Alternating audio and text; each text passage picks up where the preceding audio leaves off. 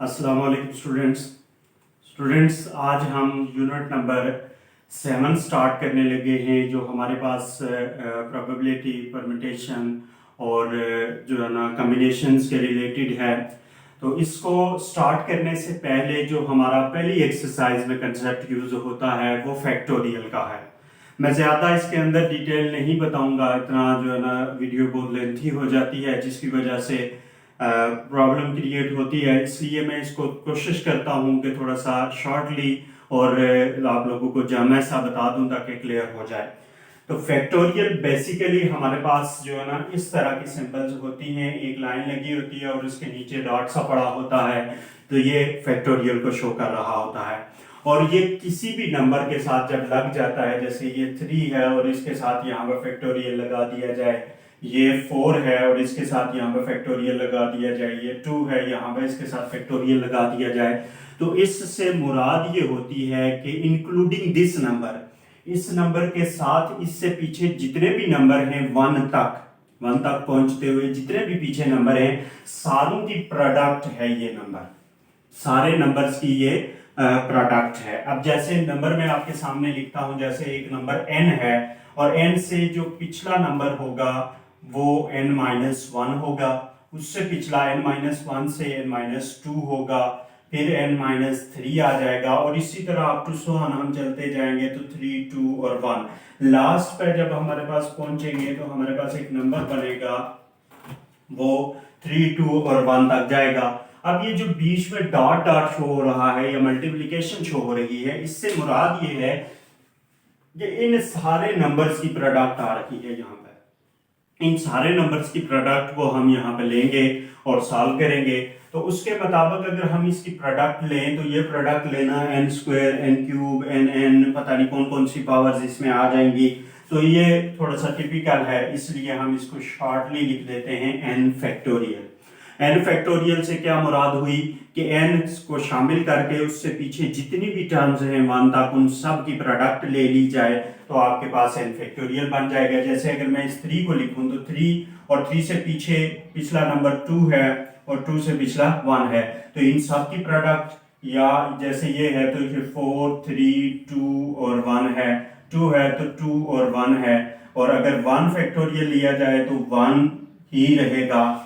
इसी तरह एक फैक्टोरियल 0 है, ये भी 1 के बराबर होता है। ये दो फैक्टोरियल्स आपने याद रखने हैं। मैं कोशिश करूंगा कि किसी मजीद लेक्चर में जो कोई शार्ट एक्सरसाइज आती है उसमें मैं इसको क्लियर कर दूं और उसमें ये मैं आपको बता दूं कि ये 0 फैक्टोरियल भी 1 के बराबर है, लेकिन क्यों है। तो उससे पहले ये चीजें आप लोगों को क्लियर करनी है ताकि आप उसको सॉल्व आउट कर सके। ये बेसिक कंसेप्ट था फैक्टोरियल का। उम्मीद करता हूं कि आप इसको लेके नेक्स्ट क्वेश्चंस को प्रूव करने की कोशिश करेंगे। स्टार्ट करते हैं एक्सरसाइज 7.1। स्टूडेंट्स, ये 0 फैक्टोरियल इज इक्वल टू 1, ये यहीं पे मैं प्रूव करवा देता हूं।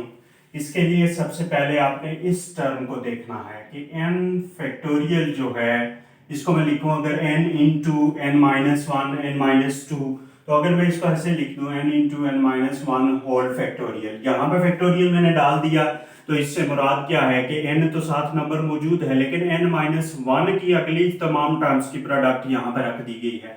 मतलब n-1 के आगे n-2 है, n-3 है और 1 तक ये सारी जा रही हैं, वो सारी टर्म्स यहाँ पे आ गई हैं। और अगर कहीं पे भी बीच में स्टॉप कर दिया जाए, जैसे मैं यहाँ पे लिखता हूँ 56 फैक्टोरियल, तो मैं इसको लिखता हूँ जी 56.55.54 फैक्टोरियल। अब यहाँ पे मैं आके स्टॉप हो गया हूँ ये 2 नंबर लिख के। तो यहाँ फैक्टोरियल से मुराद क्या है कि आगे फैक्टोरियल की तमाम टर्म्स आ रही हैं, 53, 52, 51 अप टू 1 तक सारी टर्म्स आ रही हैं। लेकिन वहां पे स्टॉप, जहां पे हमने स्टार्ट से लिया नंबर और जहां पे हम स्टॉप करना चाहते हैं वहीं पे आगे फैक्टोरियल लगा दें, उससे मुराद ये है कि ये 1 तक तमाम टर्म्स मौजूद हैं। तो इसके मुताबिक अगर मैं इसको प्रूव करवाऊं तो यहाँ पे अगर मैं पुट कर दूं, put n equal to 1, n equal to 1 अगर मैं पुट कर देता हूं तो यहाँ पे आ जाएगा 1 factorial equal to 1 into 1-1 whole factorial. 1 factorial अभी मैं बता चुका हूं कि ये 1 के बराबर है, तो ये 1 आ जाएगा, इंटू 1 इंटू 0 फैक्टोरियल, तो 0 को 1 से मल्टीप्लाई किया तो 1 is equal to 0 factorial, that is the required solution. ये आपके सामने इसका प्रूफ है। इसके मुताबिक हमने इसको एक्सरसाइज 7.1 को करना है। स्टार्ट करते हैं एक्सरसाइज 7.1। स्टूडेंट्स, एक्सरसाइज 7.1 का स्मार्ट सिलेबस आपके सामने है। इसमें क्वेश्चन नंबर 1 के पार्ट नंबर 6, 7, 10 और 11 को करना है, और क्वेश्चन नंबर 2 के पार्ट नंबर 5, 6, 8, 9 और 10 को करना है। तो मैं एक एक दो पार्ट्स आपके सामने यहाँ पे डिस्कस करूंगा।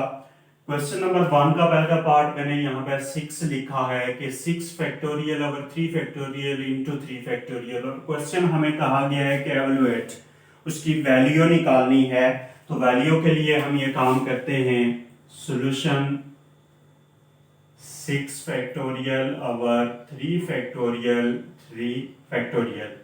मैंने अभी एक बात बताई थी कि अगर हम किसी भी फैक्टोरियल को लिख रहे हैं और उसको डिक्रीज कर रहे हैं, डिक्रीज से मुराद ये कि उसको हम किसी प्रोडक्ट में लिखने की कोशिश कर रहे हैं, जैसे 6.5.4, और अगर मैं 4 पर स्टॉप कर देता हूं तो यहाँ पर मुझे फैक्टोरियल लगाना पड़ेगा ताकि क्लियर हो कि इससे पिछली टर्म्स भी इसमें शामिल हैं। अगर यहाँ पर कंप्लीट फैक्टोरियल है तो मैं 3 फैक्टोरियल पर जाकर स्टॉप कर देता हूँ, और इधर नीचे 3 फैक्टोरियल और ये 3 फैक्टोरियल है।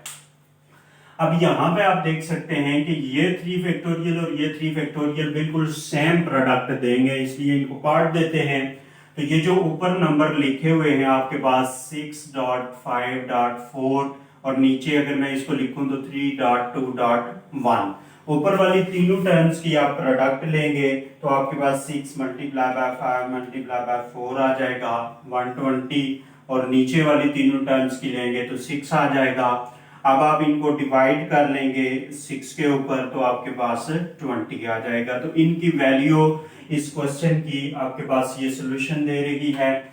इसी के मुताबिक हमने इसको सॉल्व करना था, ये तरीकाकार है। नेक्स्ट हम एक्सरसाइज क्वेश्चन नंबर 10 की तरफ मूव करेंगे।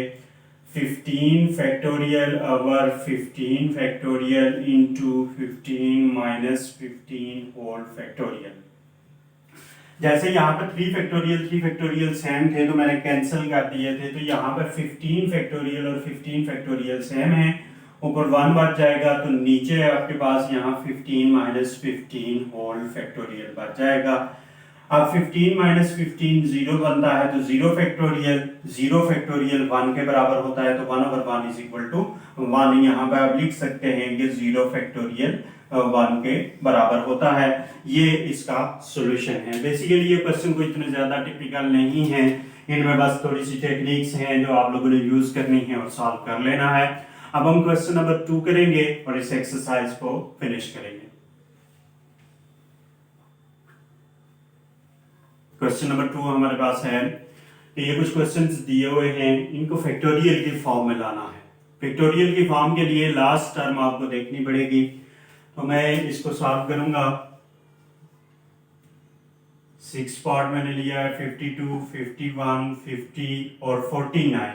यहाँ पे जाके स्टॉप कर दिया गया है, और 4.3.2.1 यहाँ पे भी जाके स्टॉप कर दिया गया है।